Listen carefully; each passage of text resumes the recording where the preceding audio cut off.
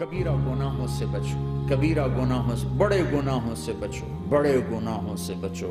چھوٹے گناہ ہوتے رہتے ہیں اور اللہ بھی درگزر کرتا ہے، بڑے گناہوں سے بچو، وہ بھی ہو جائیں توبہ کر لو، معاف، توبہ کر لو، معاف۔ ماں باپ کی نافرمانی بڑا گناہ ہے۔ ایک صحابی کی بیگم نے کہا یا رسول اللہ میرے خاوند موت کی حالت میں کلمہ نہیں پڑھا جا رہا، علقمہ۔ آپ دوڑے ہوئے گئے، آپ نے کہا بیٹا کلمہ پڑھو، کہا جی نہیں پڑھا جا رہا، بول رہے ہیں، کہا جی پڑھا نہیں جا رہا، کیوں؟ پھر آپ نے ایک دم کہا کوئی ماں باپ میں زندہ؟ کہا جی ماں۔ راضی ہے؟ کہا نہیں ناراض۔ بلاؤ، وہ آ گئی۔ آپ نے کہا علقمہ کی اماں تمہیں بچے سے ناراض ہو؟ کہا جی ہاں۔ کیوں ناراض ہو؟ کہا جی اور کچھ نہیں، بہت نیک بچہ ہے، تہجد پڑھتا ہے، روزے رکھتا ہے، قرآن پڑھتا ہے، مجھ سے بدتمیز ہو کے بولتا ہے۔ وہ مجھے ابھی راستے میں بتا رہا تھا ایک ساتھی کہ جی یہاں کے جو بچے ہیں وہ ماں باپ کے ساتھ بہت بدتمیز ہو کے بولتے ہیں۔ پہلا قصور ماں باپ کا، انہوں نے کب ٹائم دیا تھا؟ انہوں کو ٹائم دیا تھا بچوں پر محنت کے لیے؟ کہا یا رسول اللہ اور کچھ نہیں ہے، بدتمیز ہو کے بولتا ہے۔ تو آپ نے کہا معاف کر دے، کہا میرا دل ٹوٹا ہوا ہے۔ آپ نے کہا اچھا اگر میں اسے آگ لگاؤں پھر سفارش کرو گی، معاف کرو گی؟ کہا پھر تو کروں گی، اتنا تو میں نہیں سہ سکتی۔ خبر اگر تو نے معاف نہ کیا تو سیدھا اللہ کی آگ میں جائے گا۔ ہے کون؟ صحابی۔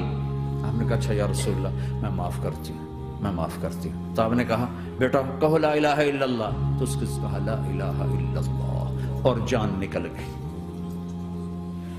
پھر آپ نے اس کا جنازہ پڑھا اور اس کے دفن میں شریک ہوئے، قبر تک گئے۔ پھر آپ نے دفن کے بعد اعلان کیا جس نے ماں باپ کو دکھ دیا اس پہ اللہ کی لعنت، فرشتوں کی لعنت، زمین آسمان کی لعنت۔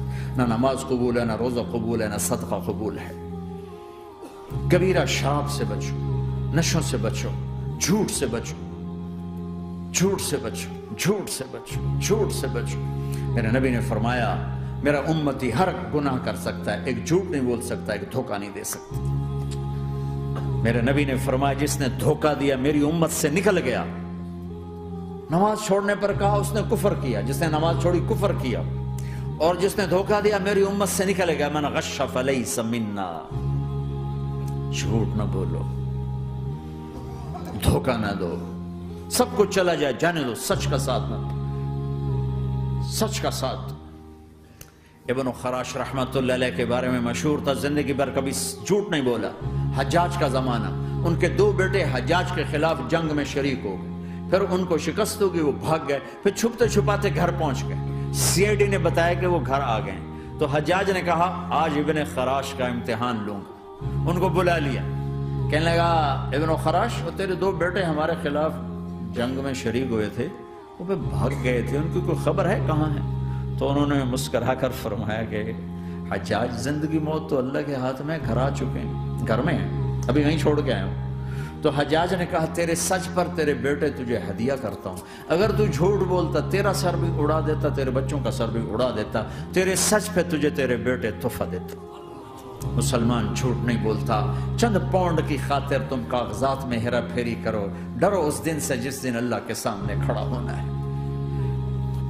ایک دفعہ سہارنپور میں جھگڑا ہو گیا، ایک جگہ تھی ہندوؤں کی، مسلمانوں نے قبضہ کیا ہوا تھا، تو ہندوؤں نے کیس کر دیا، انگریز کا زمانہ تھا، عدالت، وہ مسجد بنانا چاہتے تھے، ہندو مندر بنانا چاہتے تھے،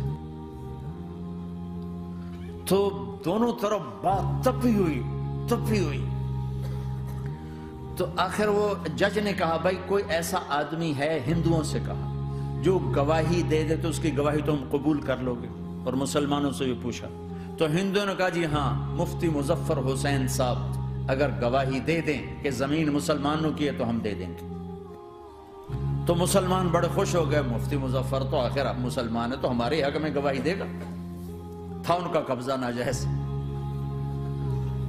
تو جب وہ عدالت میں تشریف لائے مسلمان بڑے اطمینان کا ہوں جناب ساڑھے حق کے فیصلہ ہونا، چونکہ آج کل صرف سچ کو کون دیکھتا ہے۔ تو انگریز جج نے پوچھا ہاں جی مفتی صاحب آپ کیا کہتے ہیں؟ فرمانے لگے دیکھو جج صاحب یہ زمین ہندوؤں کی ہے اور مسلمان